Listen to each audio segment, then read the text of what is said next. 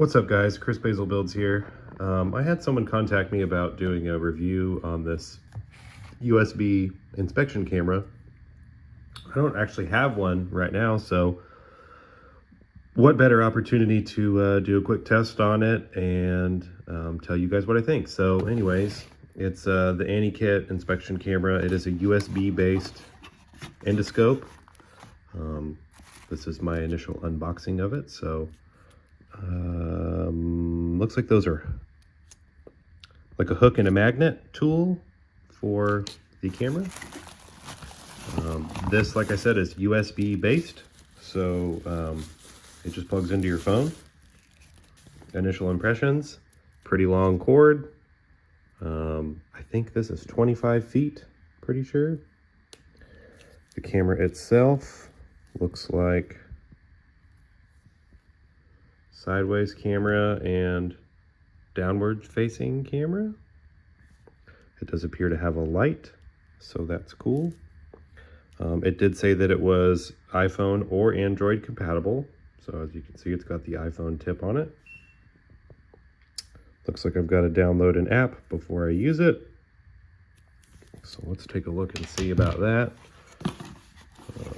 Endoscope, safety warning comes with here, probably because it's got a light on it. Got the user manual here. I believe they call it a 2-in-1 because it works with multiple types of phones. Video tutorial. Kind of talks about the unit here. Shows what it looks like on your phone. Okay. So I'm going to go ahead and download the app here. We're using the QR code. Here's some specs. Looks like it's 1280 by 960, so pretty close to 1080.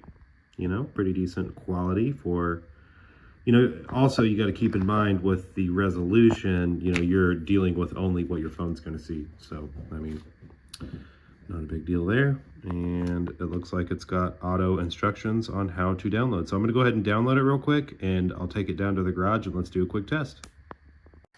So I'm down here in the garage. I got the app downloaded. It was a pretty simple step. Just use the QR code. What we're going to start with here, I want to look down into the number 3 cylinder of this Toyota engine.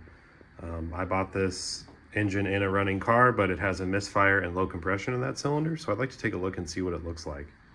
I did a quick test off camera just to make sure that the inspection camera works. It does just plug right in. As far as I can tell, this button on the side is used to switch from the forward-facing end camera and going on the side camera. So it does have side view and it does have down view. So, and they are both lit. So I'm gonna switch to screen recording mode and show you guys what it looks like. I don't think I'm gonna have audio, but we'll just do a quick run through on how this thing goes.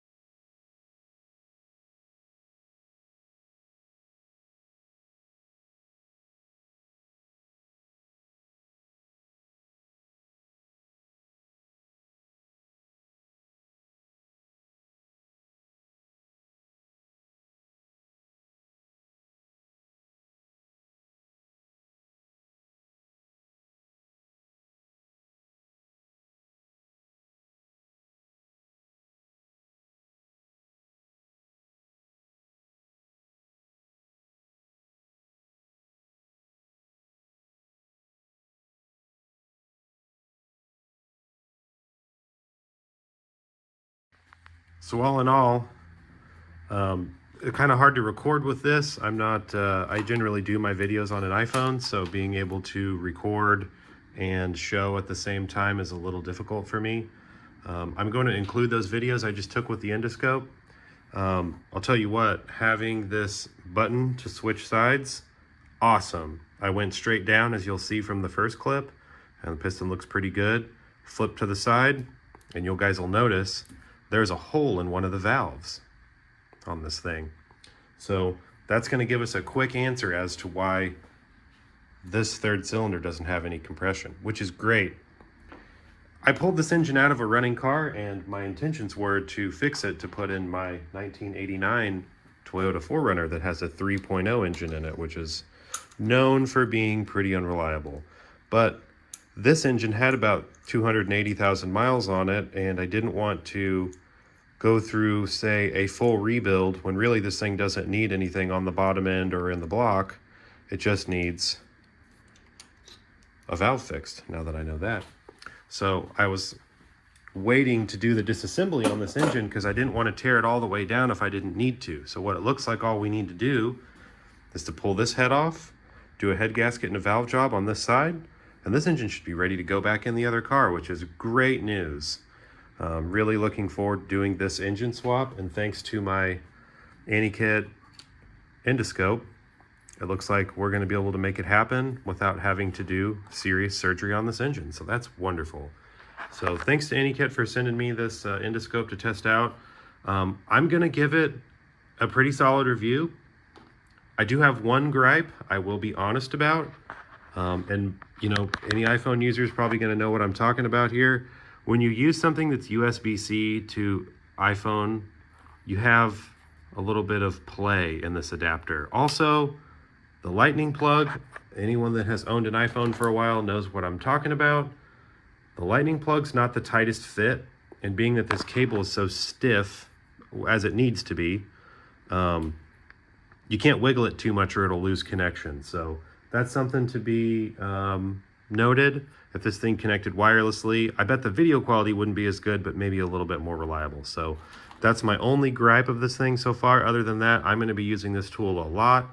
Super happy to finally have one in my toolbox. I've wanted one for years and years. So thanks to Anykit for sending it to me, and definitely positive review on my part. You just saved me, I can't even tell you how much money, being able to do that myself and identify that burnt valve, and now I know what's wrong with my engine. So I'm going to leave a link to this camera in the description of the video, and yeah, maybe in the next video we'll do pull the head off that thing and see what it looks like. So thanks guys, have a good one. Chris Basil Builds out. Feel free to check out my other videos. Like this video, subscribe to the channel, and we'll talk to you next time.